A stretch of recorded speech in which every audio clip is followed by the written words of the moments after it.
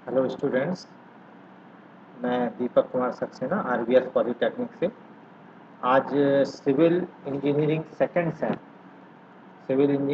Same की BIT की class में आज मैं ऑपरेटिंग सिस्टम के आगे का पार्ट आपको जो है आगे के पार्ट के बारे में मैं डिस्कस करूँगा इस वीडियो में जो है हम बताएंगे कि ऑपरेटिंग सिस्टम के टाइप्स कितने टाइप्स के ऑपरेटिंग सिस्टम होते हैं उनके बारे में जो है एक्सप्लेन करेंगे।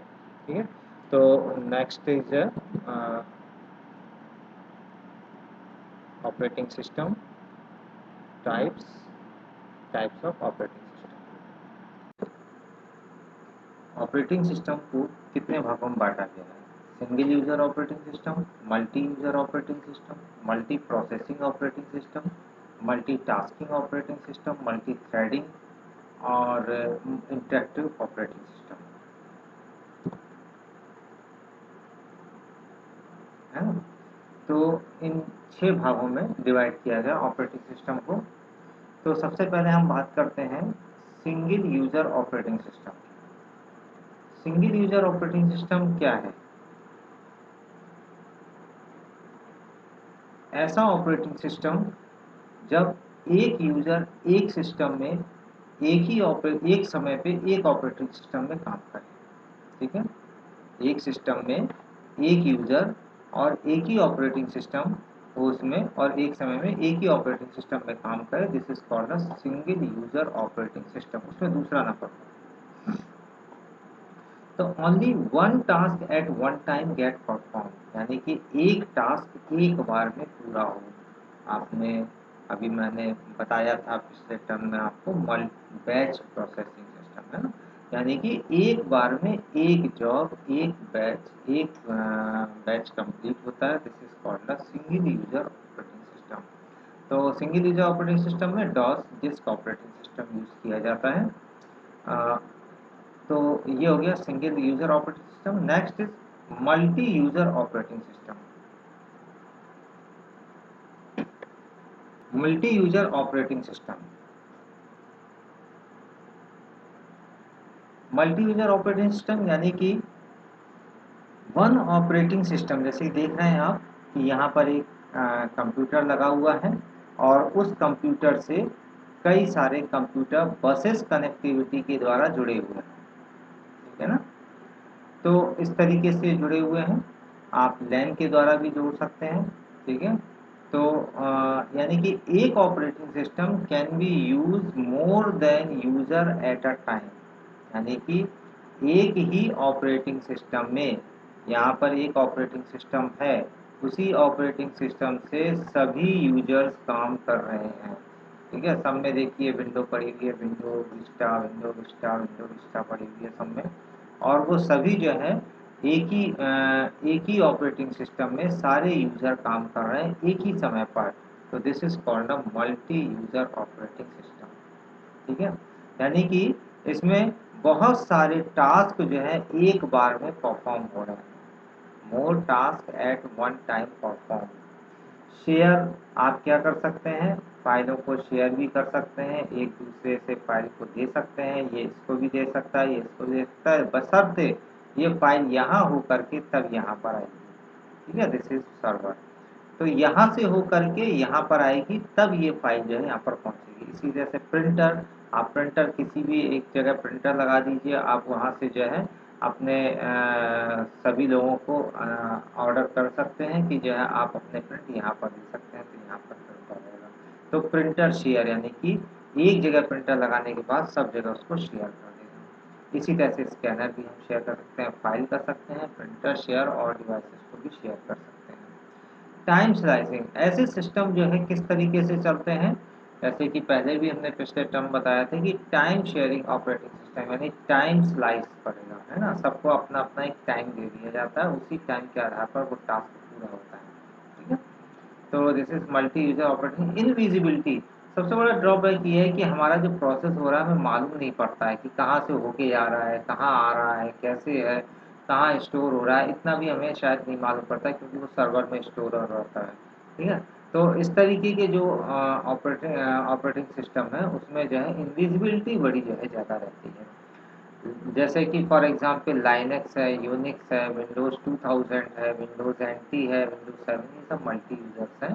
इसमें हम बहुत सारे यूज़र जो है एक बार में काम कर सकते हैं, और जैसा आप जो है उसमें सॉफ्टवेयर डालेंगे, ऑपरेटिंग सिस्टम डालेंगे, उसी तरीके से वो काम करेगा। लिनक्स है तो लिनक्स में सबसे बड़ी चीज़ है कि लिनक्स में आप 2 ऑपरेटिंग सिस्टम भी काम कर सकते हैं।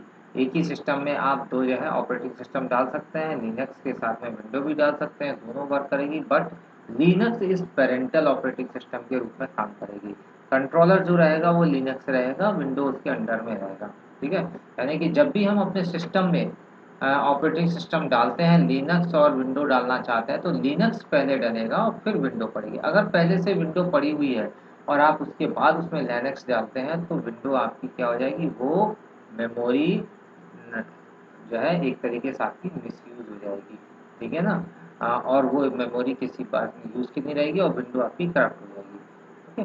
तो पहले जो है आप उसमें जो है लिनक्स डालिए, उसके बाद ही आप जो है उसमें विंडो डाल सकते हैं।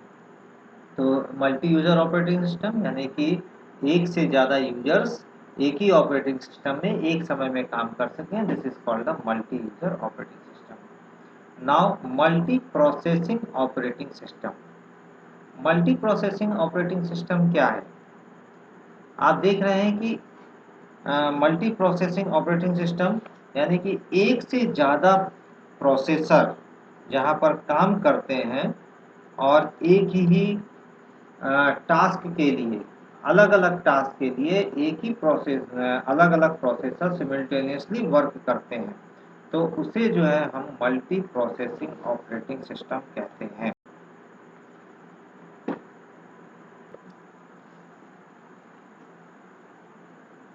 Multiprocessing in computing a mode of operation in which two or more processor in a computer simultaneously, ठीक है ना। दो और मोर processor, CPU 1, CPU 2, CPU 3, CPU 5, कई सारे प्रोसेसर्स काम कर रहे हैं, एक मेन मेमोरी उसमें है और कई सारे इनपुट आउटपुट से डेटा पहुंच रहा है अलग अलग। तो सभी जो CPU हैं वो सिमिल्टेनियसली काम करते हैं।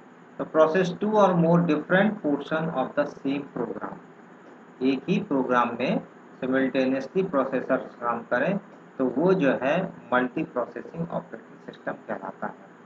Multi processing operating system uses of two और more CPU within a single computer system, है ना। एक ही जो है सिस्टम में जो है सिंगल कंप्यूटर सिस्टम में एक से ज़्यादा सीपीयू काम करते हैं, तो वो मल्टी प्रोसेसिंग होगा। These multiple CPU are in a close communication sharing the computer bus, memory and other peripheral devices, ठीक है। तो जो कम्युनिकेशन होता है आपस में वो कैसे होता है मल्टीपल सीपीयू का, बस से, मेमोरी से और अदर पेरिफेरल डिवाइसेस से हो सकता है। It is much more complicated to schedule processes and impart resources to processes.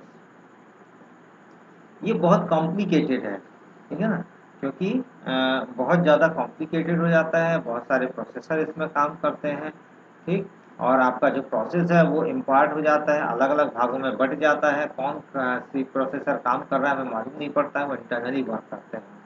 और इसमें सबसे ज़्यादा मोर मेमोरी रिक्वायर्ड की ज़रूरत होती है, क्योंकि बहुत ज़्यादा जो है प्रोसेसर काम करते हैं, तो साथ साथ हमें मेमोरी भी ज़्यादा चाहिए।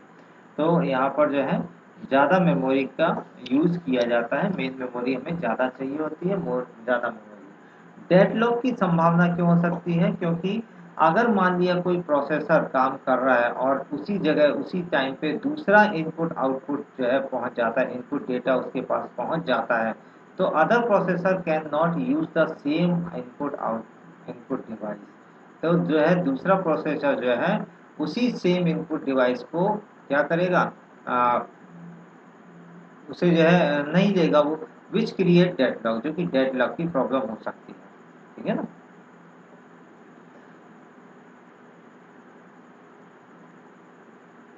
तो ये हो गया multi processing operating system.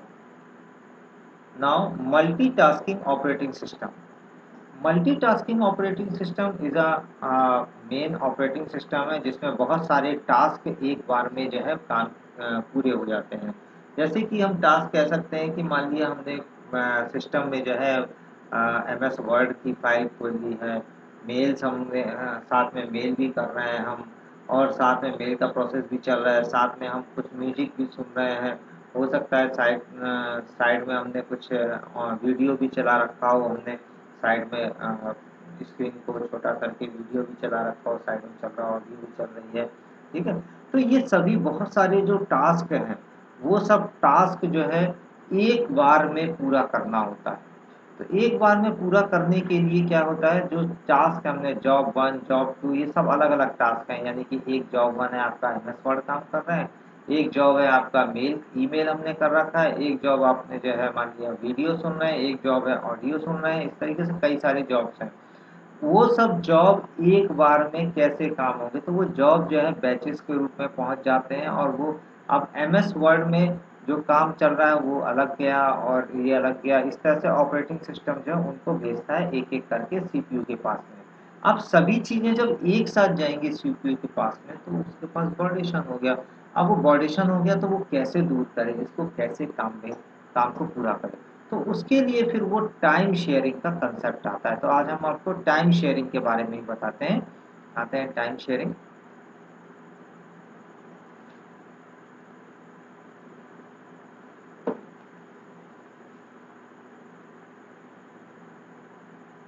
This time sharing, यहाँ पर देख रहे होंगे कि आप जो है एक CPU है, और इसके चारों तरफ जो है प्रोसेस लगे हुए हैं, प्रोसेस चल रहे हैं।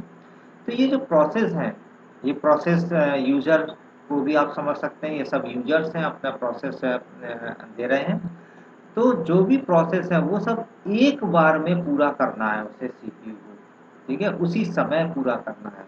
तो अब चूंकि CPU एक ही है तो एक बार में एक ही प्रोसेस करेगा, तो अब कैसे करे वो, तो इन सब के लिए टाइम डिवाइड हो जाता है। तो ऑपरेटिंग सिस्टम क्या करता है कि इन सबको एक फिक्स टाइम CPU को दे देता है कि आपके पास इतना टाइम है, और इतने टाइम के लिए आपके पास हर प्रोसेस के लिए टाइम। अगर वो प्रोसेस उस टाइम में पूरा नहीं होता है तो पहले आप अदर प्रोसेस को पूरा करेंगे, उतना टाइम देंगे, और फिर जब उसकी साइकिल बारी आएगी तभी जो है उसको अगला टाइम देंगे। जैसे कि आप समझ सकते हैं कि मान लिया कोई गोलगप्पे की ठेल में खड़े होते हैं ना लोग, और एक एक करके देते जाते हैं, भाई एक लो, तुम लो, तुम लो, तुम लो, तुम लो, सबको देते जाते हैं। और फिर जब दोबारा से फिर लास्ट वाले पहले वाले का फिर बाद में नंबर आता है। फिर इस तरीके से वो मतलब एक साथ सभी को नहीं दे देता है, ठीक है, पूरा टाइम एक बार में नहीं कि नहीं पहले तुझे मैं पूरा खिलाऊंगा, फिर इसके बाद मैं इसको खिलाऊंगा 5 रुपए की या 10 रुपए की, फिर इसको 10 रुपए खिलाऊंगा, फिर इसको 10 रुपए, ऐसा नहीं करता है। वो क्या करता है, सबको जो है एक एक करके देता जाता है, और इस तरह से 10 लोगों को जो है 10-10 रुपए की जो है गोलगप्पे खिला के 100 रुपए वो अपने पास रख लेता है। तो मैंने पूरा काम उसका 100 रुपए का हो गया। तो वो इस तरीके से CPU जो करता है, मान लिया प्रोसेस 1 के पास में जो है प्रोसेस 1 का जो प्रोसेस करने का टाइम है वो मान लिया 4 सेकंड है, इसका जो है 6 सेकंड है, इसका 8 सेकंड है, इसका 4 सेकंड है, इसका 2 सेकंड है, ठीक है। अब वो क्या हुआ कि जो है ये प्रोसेस चालू हुआ, और CPU को मिला है 2 सेकंड का टाइम हर प्रोसेस के लिए। तो 2 सेकंड के लिए उसने काम इसका पूरा किया, बचा 2 सेकंड। अब इसके बाद यहाँ पे आया, इसके पास 2 सेकंड किया काम, इसके बाद 4 सेकंड बचा, इसके बाद 2 सेकंड बचा, इसके बाद 6 सेकंड अब बचे, इसके बाद 2 सेकंड फिर बचे, 2 सेकंड बाद हमने फिर काम किया तो 4 में से 2 गए, 2 बचे। अब यहाँ पे 2 थे तो यहाँ 0 रह गया, यानी कि इसका प्रोसेस काम पूरा हो गया, यानी कि ये काम पूरा हो चुका। अब इसके बाद फिर नेक्स्ट आया, अब इसके 2 सेकंड रह गए तो इसने भी पूरा कर लिया और ये पूरा हो गया, ठीक है, इस तरीके से फिर। तो इस तरीके से ये साइकिल चलती रहेगी जब तक सारे प्रोसेस पूरे नहीं हो जाएंगे। तो इसमें आप ये देखेंगे कि जो है जो प्रोसेस पूरा होता जा रहा है वो अपना अलग होता जा रहा है, लेकिन इस प्रोसेस को जो 2 सेकंड का काम होना था, वो 2 सेकंड का काम यहाँ से चला, और यहाँ से चल करके फिर यहाँ आया, 2, 2, 4, 2, 6, 2, 8, यानी 10 सेकंड बाद ये प्रोसेस पूरा हुआ।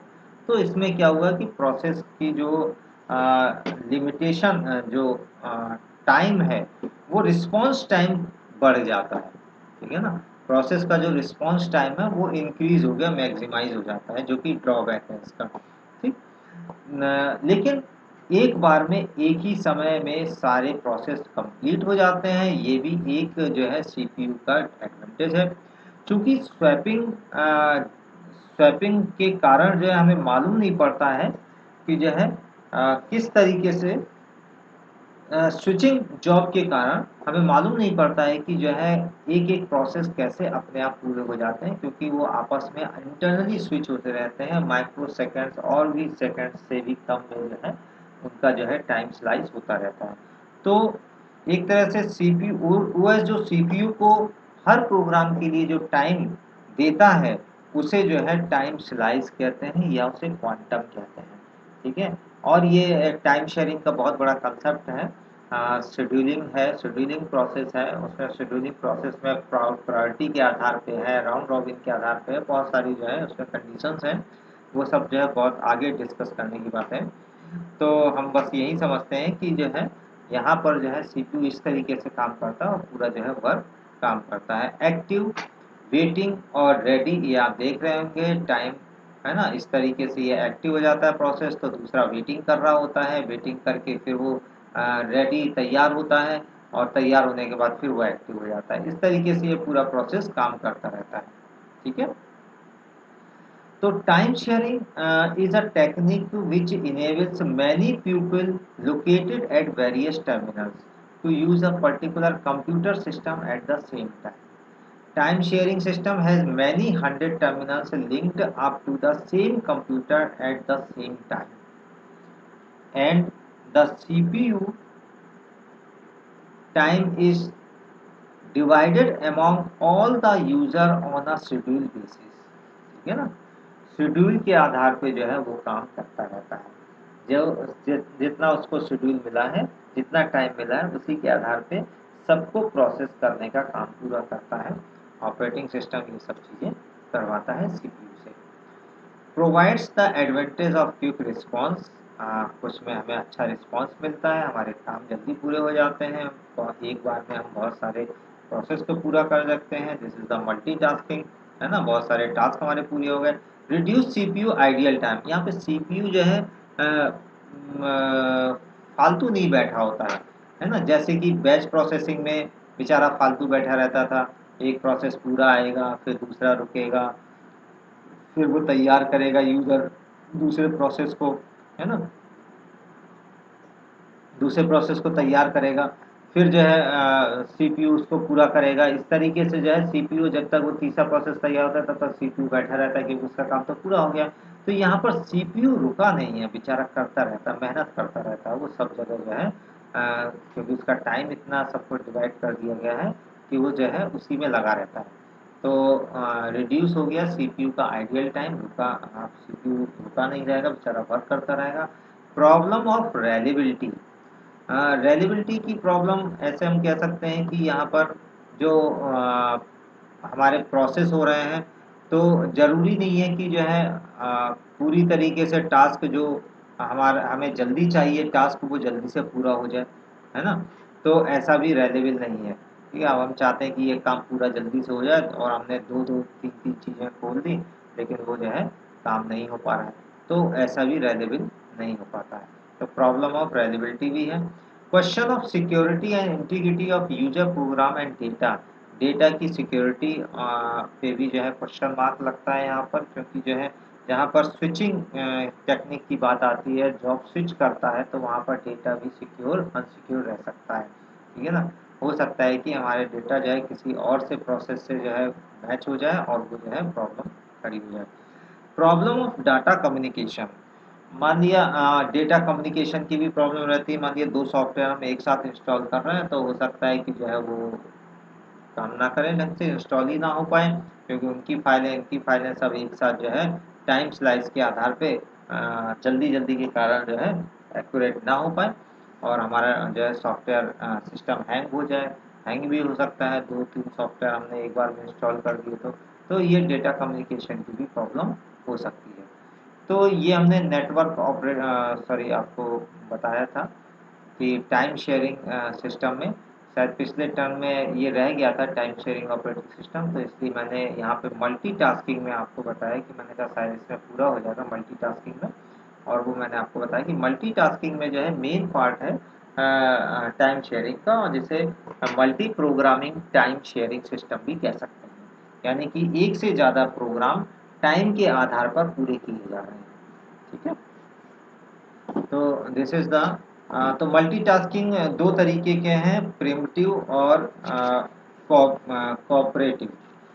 कोऑपरेटिव प्रिमिटिव जो है टास्क सस्पेंडेड भी हो सकते हैं, रुके हुए हो सकते हैं टास्क, और जो है टाइम पर जो है कंप्लीट करने में शायद जो है टाइम पूरा टाइम जो है कंप्लीट।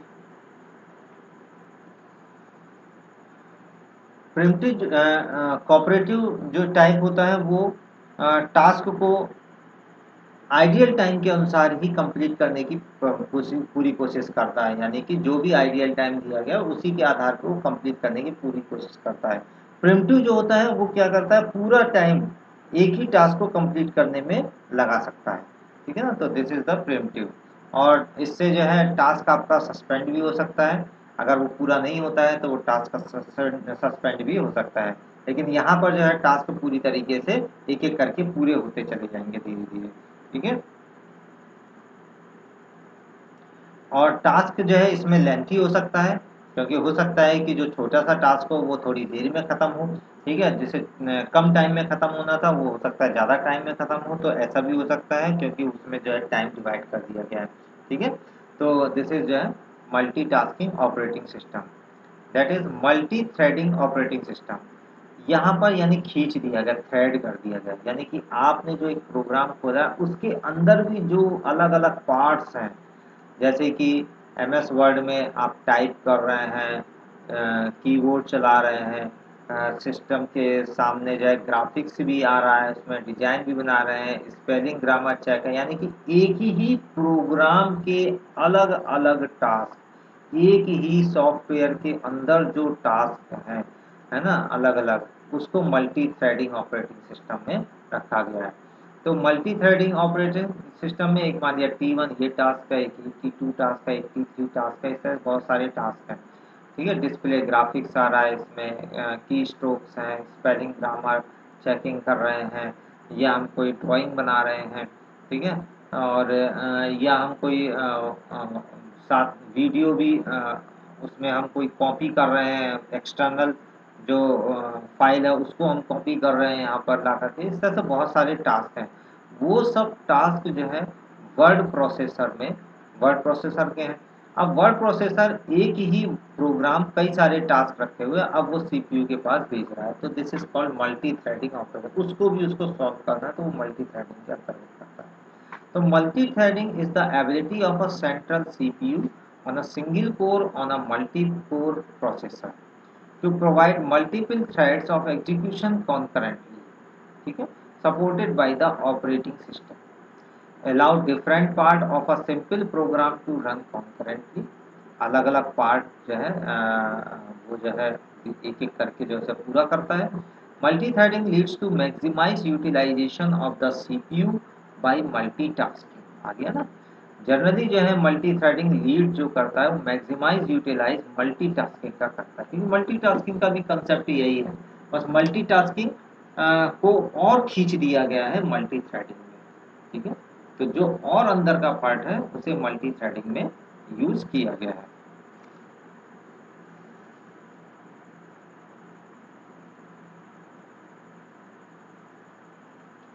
तो मल्टी थ्रेडिंग के बहुत जो है फ़ायदे भी हैं और साथ में नुकसान भी हैं। तो सबसे बड़ी चीज़ है कि डिफ़िकल्ट टू टेस्ट, टेस्ट को डिफ़िकल्ट करने में डिफ़िकल्टी होती है उसमें, है ना? एरर्स बहुत सारी आ सकती हैं, डिबगिंग एरर्स बहुत हो सकती हैं। ठीक है, और राइटिंग कोड जो है लिखने में बहुत ज़्यादा लेंथी पड़ता है, इसकी कोडिंग करने में काफ़ी टाइम लगता है, तो राइटिंग कोड करने में काफ़ी टाइम लगता है। तो this is the multi threading operating system. Interactive operating system, an interactive operating system allow the user to directly interact with the user with one or more programs are running। एक से ज़्यादा programme जो है run करते हैं वो भी directly interact user के साथ में। तो मैक और Windows where user directly interact GUI and CUI. ठीक है, क्योंकि जीयूआई कंसेप्ट पे और सीयूआई कंसेप्ट पे दोनों पर इंटरेक्ट करता है, इंटरेक्टिव ऑपरेटिंग सिस्टम।